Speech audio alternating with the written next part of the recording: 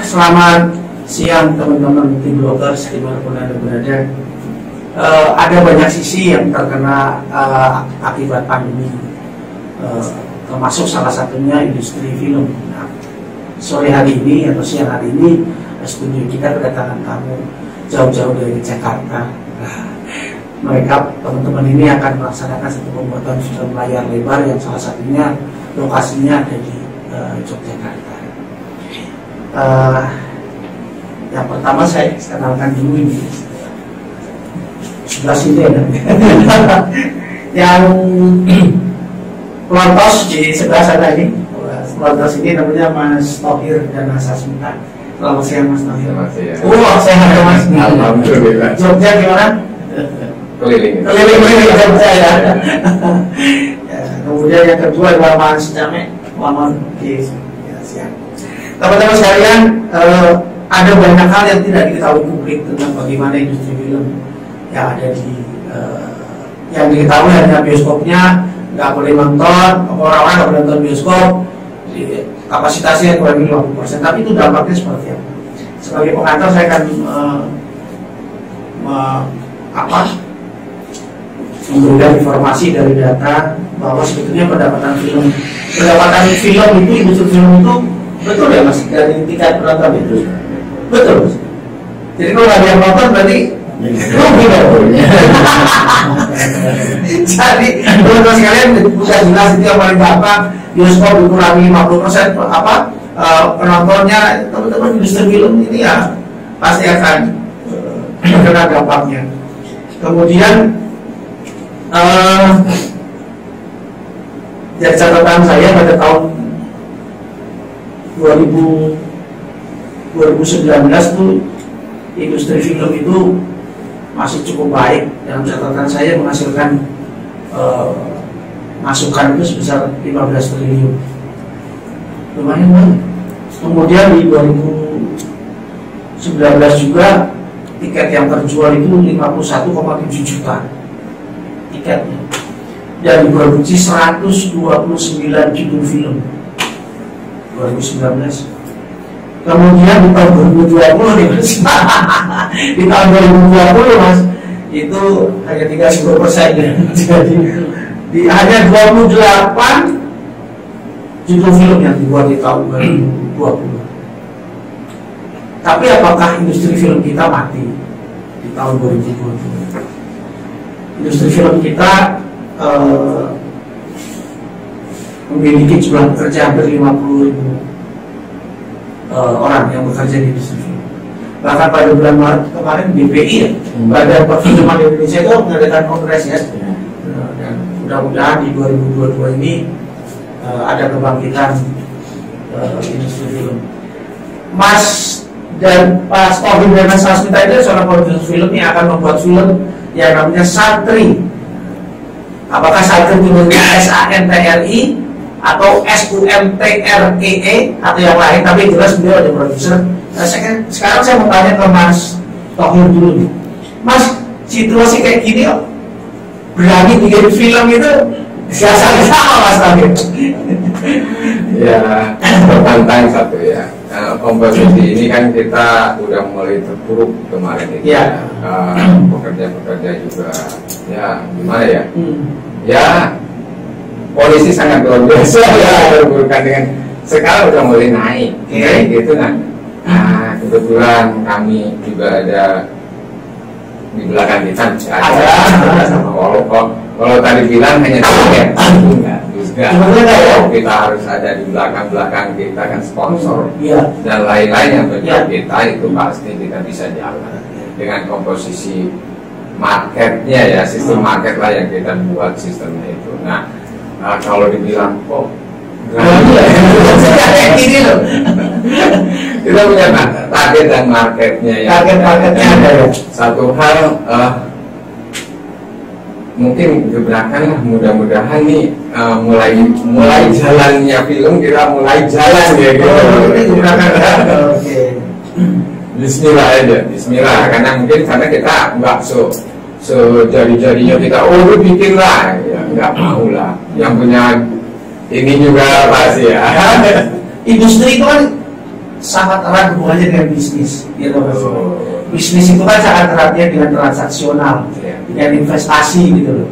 Nah, kemudian kalau lawan ideologis gitu, yang punya ideologi cukup tinggi gitu ya, mungkin juga akan berpikir kalau untuk bikin industri film lah, masuk dalam industri film. Nah, Mas Teme optimis nggak? Saya optimis. Optimis ya? Kok bisa melewati itu?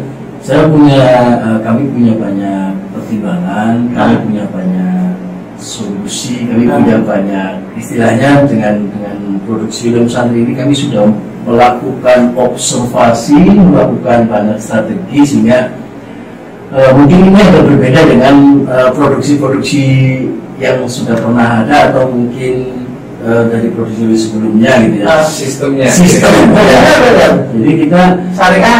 Kalau saringan pasti sama. Konsep ininya, konsep awal gerakannya itu beda. Itulah yang dibilang kalau gambling dan apa-apa kita udah mulai nyusun dari awal. Ya, mulai nyusun dari awal tuh ya kita udah mulai. Jadi sebenarnya kalau kata-kata gambling di kami ini sebenarnya udah diminimalisir, maksudnya udah dengan hitungan spekulasi itu kecil-kecil gitu kan. Sehingga kenapa kami berani? Karena kami punya strategi. Oh gitu. Jadi target, market dan sebagainya udah kami perhitungkan. Sehingga maju gitu ya. Ini kalau semua punya pemikiran seperti ini, industri film kita wah luar biasa. Baik, pertanyaan kedua ini Mas. Nah, di dalam situasi seperti ini, jadi artinya kan ini ada nih orang bikin film layar lebar, ini kan layar lebar ya, yang kedua layar lebar untuk aksesuar ya, layar lebar. Itu dengan perkembangan teknologi sekarang itu misalnya menurut saya dengan membacakan dengan platform digital lewat TikTok atau lewat video yang berbayar itu segala macam, ini saya kok masih ada ragu-ragu ini Mas tentang itu kompetitornya gitu bikin gimana? Maksud saya begini, itu kan teknologi maju gitu. Penonton layar lebar, kemudian juga ada yang beralih ke penonton di rumah lewat video, lewat streaming, lewat segala macam gitu kan. Ya kalau masalah pembajakan malah sekarang meminimalis ya, pembajakan susah malah. Karena apa? Ya CD udah nggak ada lah ya, konsep-konsepnya itu nggak ada. Yang untuk ya itu malah kita diuntungkan kalau dengan ada cuplikan di TikTok dan apa-apa kan otomatis sebagai dari bawah itu kalau mereka nonton film itu kan nggak bisa kita di aplikasi. Nah aplikasi kan kita tetap jual. Tetap di aplikasi. Cuma kalau yang teaser yang berada segala macam itu malah silakan gitu. Ya itu kan bantu gitu. lempar lagi nonton ya udah kita untungin. Ketemu salah satu strateginya nih. Baik, sekarang kita akan lebih masuk kepada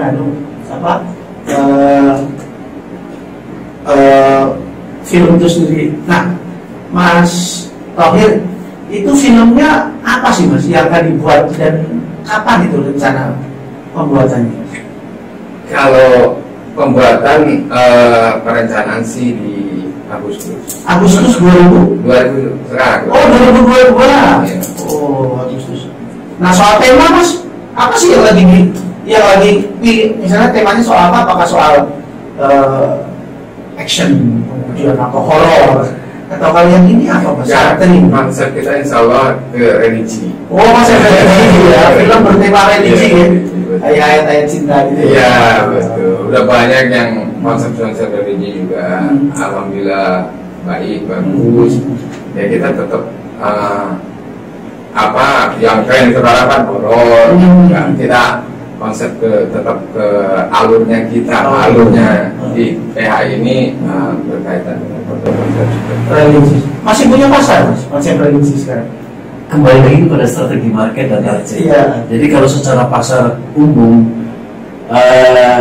film namanya film Indonesia ya. Kalau secara pasar ya seperti itulah. Tetapi kita punya trik market sehingga saya rasa akan menjadi sesuatu. Saya penasaran kok milih tema religi, film bertemakan religi, sebabnya apa? Satu, pendukung kami. Memang awalnya gini, saya memang ada ngobrol-ngobrol sama teman-teman yuk kita bikin konsep-konsep yang berkaitan dengan religi, dakwah dengan dakwah tuh kan gimana sih cara dakwah tuh ya udah siar dengan cara yaitu film atau apa yang kita mampu ya bikin film. Saya nggak bisa jadi pendakwah itu bikin film. Karena memang ada unsur dakwah di dalamnya, gitu. Ada edukasinya sangat luar biasa juga buat kita semua lah. Ya. Dan satu lagi ya, memang alhamdulillah kami didampingi sama sponsor yang berkaitan dengan sama religi juga. Oh gitu ya? Iya. Oh, kalau bahasa kali ya. Saya karena kamu besok sponsornya siapa kita tahu. Tapi yang jelas memang ada supporting dari pihak-pihak yang berkaitan dengan hal tersebut. Betul. Jadi sama satu misi ya. Ketika saya ungkap mau kayak gini-gini kok, ayo kayak gitu. Terus jadi artinya konsep syiar lebih dimunculkan ya ketimbang dari berbagai hitungan spekulasi bisnis yang ruwet gitu ya. Enggak tetap kalau masalah bisnis ya tetap ya. Dimanapun juga kita ini. Tapi kalau masalah siar ya diutamain adalah di cerita-cerita sekarang kan kita kenapa sih banyak yang berkaitan dengan cerita-cerita drama yang berkaitan dengan cinta juga ya. Di sini juga ada tetap semua yang berkaitan dengan film religius juga ada itu. Ada ya. Tetap kayak jadi enggak perlu tetap ada bumbu lah. Bukan bumbu istilahnya memang harus alurnya ada di situ ya? Manusiawi. Baik, teman-teman ini kalau boleh nanti dilihat ini judulnya adalah Santri, SUNTREE. Jadi tapi kalau dibaca pronunciasinya adalah Santri. Nah, Mas Thohir bisa nggak bercerita sih tentang deskripsinya film Santri ini? Ya. Gimana? Mungkin kalau orang pasti kalau di ini santri pasti murid dari pesantren. Jadi kan artinya beda ya gitu. Matahari dan pohon kayak gitu. Matahari dari pohon kayak gitu. Jadi matahari yang menyinari, pohon yang melindungi. Oh, gitu. Itu filosofi gitu. Jadi orang pasti ngomong santri ya udah murid dari pesantren pasti image-nya. Tapi apa itu kan tetap nyambung karena tematik kita ya ada di pesantren 75%, 70% sampai 75% itu kan ngambil lokasi dari pesantren. Iya, itu. Oh, 75% di lokasi di pesantren. Oke, itu bercerita soal apa sih? Tokohnya siapa? Mungkin sedikit saya gambarnya. Jadi ya konsepnya ya seorang ibu yang menaungi anaknya ya. Jadi ketika dimana sih seorang ibu yang single parent mungkin ya istilahnya anaknya ngelihat anaknya ingin menjadi seseorang yang lebih bermanfaat bagi semuanya ya termasuk bangsa dan bangsa. Dia kebetulan seorang ibunya juga lulusan dari pesantren, ingin anaknya juga pesantren walaupun sedikitnya ada sedikit konflik namanya tetap kan ada perbedaan sedikit, tapi itu tidak menjadi sebuah halangan. Seorang tokoh Hamdan itu akhirnya berangkat ke pesantren yang dituju dari petunjuk ibunya karena dia pernah menjadi santriwati di pesantren itu. Oh, jadi kisah seseorang namanya Hamdan yang kisah hidupnya dia mungkin ya, perjalanan kalau disebut kalau perjalanan hidup kayak histori, tapi ini kan perjalanan di kisah itu tentang Hamdan itu. Terus apa lagi yang menarik di santri?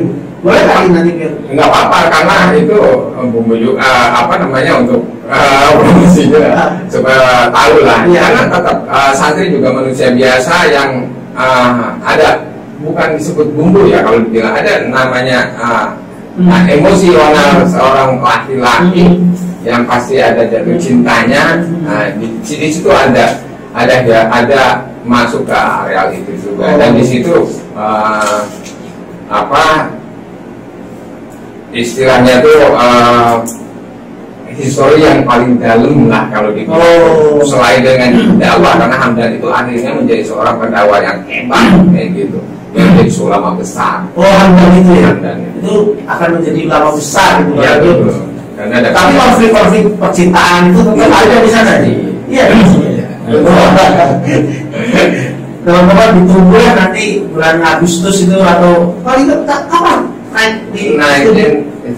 di bioskop itu Desember 2022 atau Januari 2022. Oh, Desember 2022. Nah, perjalanan prosesnya ini kan saya dengar sudah beraudisi berbagai ini Mas. Ya.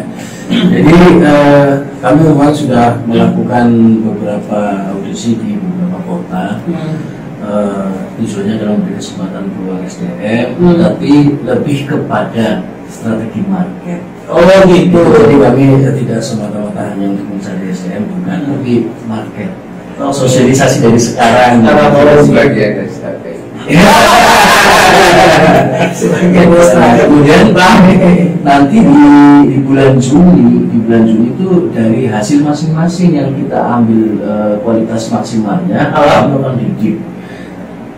Potensi daerah itu kadang-kadang mereka tidak punya link atau mereka tidak punya kesempatan di nasional. Nah, sementara potensi di daerah itu juga kadang-kadang lebih bagus, nggak kalah dengan yang sudah ada. Gitu ya? Ya. Dari hasil audisi kemarin itu udah berapa kota di audisi baru? Tiga kota ya, mana aja? Cirebon, Pekalongan, Mojokerto. Oh, Mojokerto ya. Luar biasa. Kemudian saya dengar juga katanya di Ponorogo atau di Madiun ya? Madiun ya. Oke. Baik teman-teman sekalian, ini tim film santri ya, sudah melakukan audisi dan nanti Agustus siap untuk melaksanakan syuting. Desember diharapkan dia sudah tayang di bioskop. Kemudian untuk Jogja gimana? Apa menurut pandangan Mas Thohir? Saya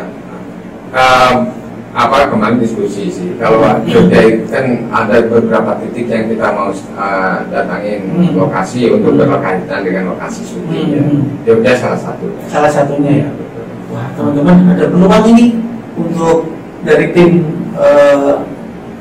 film santri yang akan syuting di Yogyakarta.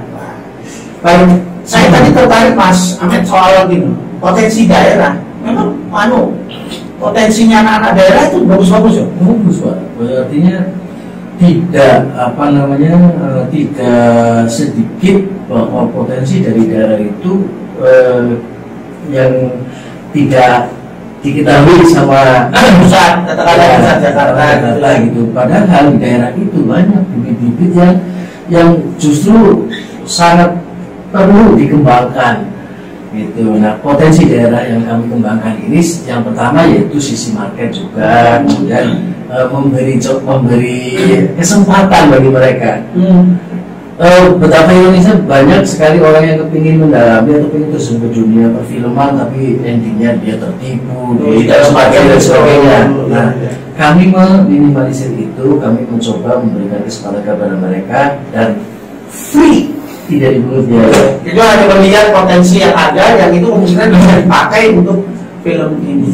Banyak udah yang sukses kok, termasuk yang berkaitan dengan kayak beraudisi itu ada acara TV swasta. Alhamdulillah, istilahnya orang yang tidak dikenal jadi akhirnya sekarang yang biasa kita termati sama lah. Saya ingin membantu mereka seperti itu biar ada jalan. Ada satu hal yang mau saya tanya ke Mas produser, Mas, biayanya berapa? Ini kira-kira menghabiskan biaya berapa nih? Saya belajar kira-kira. Tapi ada siap ya gitu. Siap. Baik teman-teman sekalian, ini ada satu keberanian yang luar biasa dari teman-teman apa namanya dari TKN Teras Kreasi Nusantara yang akan membuat film layar lebar berjudul Santri, dan rencananya pengambilan gambar akan dilakukan pada bulan Agustus dan tayang pada Desember atau Januari. Nah, teman-teman sekalian, beberapa kota telah disinggahi oleh tim film ini, juga melakukan audisi. Sayangnya audisinya dari Jogja ya. Tapi di beberapa mereka sudah beraudisi, dan diharapkan film ini mampu menjadi salah satu trigger untuk berkembangnya industri film yang ada di Indonesia. Satu lagi yang paling penting adalah film ini, film Santri adalah film yang bertema religius. Artinya latar belakangnya pondok pesantren, kemudian nilai-nilai religiusitas yang akan diangkat. Baik, terima kasih Mas Tahir. Ada yang mau disampaikan nggak? Silakan. Baik, untuk teman-teman di Jogja, kami dari TKN berharap ada support, dukungan, doa, dan juga barangkali support dalam bentuk yang lain, bahwa kami akan melakukan kegiatan syuting film Santri di wilayah Jogja. Tentunya nanti akan sedikit mengganggu kenyamanan teman-teman. Saya mohon bisa dibantu, bisa disupport. Nah, kemudian untuk Jogja sendiri, saya yakin kita bisa melakukan ini bersama-sama, dan tentunya kami juga bisa memberikan sesuatu yang terbaik untuk Jogja, dan juga Jogja akan bisa memberikan kontribusi terhadap kami. Yang pasti mantap Jogja. Baik, sampai ketemu lagi. Salam.